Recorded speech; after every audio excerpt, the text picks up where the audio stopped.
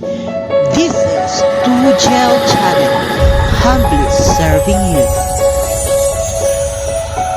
How to send files through Messenger for beginners. Ngayon, ituturo ko po sa inyo paano mag-send ng files gamit lamang ang ating Messenger. Lalo na sa panahon ngayon na uso yung online class.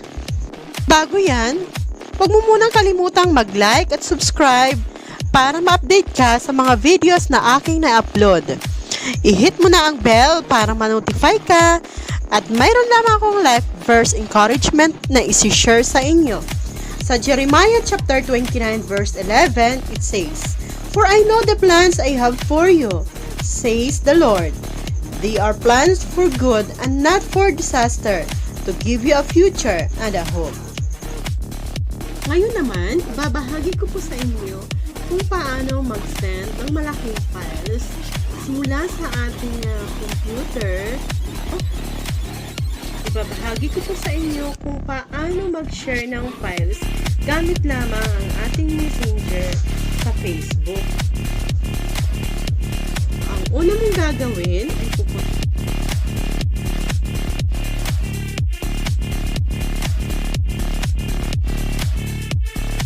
punta ka sa Google Chrome or sa Facebook account mo. Halimbawa, ganyan. Sa Facebook account mo, yan, naglo-loading. And then, punta ka ngayon sa iyong Messenger.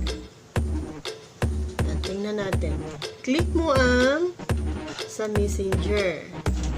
See all in Messenger. Yan. Naglo-loading pa. And then, i-click mo doon sa iyong padadalhan ng files.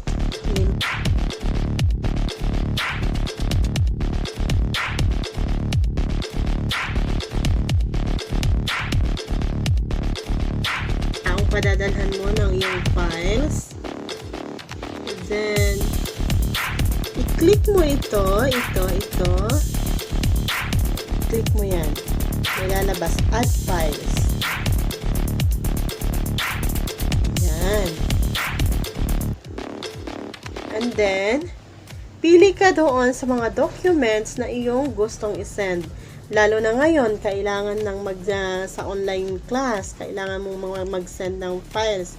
Kung saan nakatago ang iyong mga files na isi-send, doon ka kukuha. Dibawa, documents. Yan. Pipili ka ngayon ng iyong ipapasang file. Dibawa, ito. Yan. Then, open. Yan. Lalabas ito ngayon.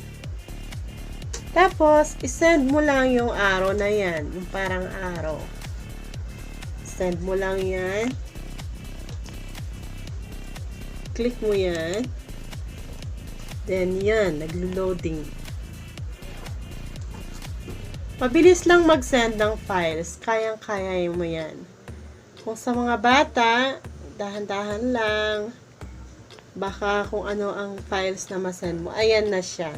Nasend na siya. Okay na yan siya. So, yun po. Thank you for watching. God bless. God bless.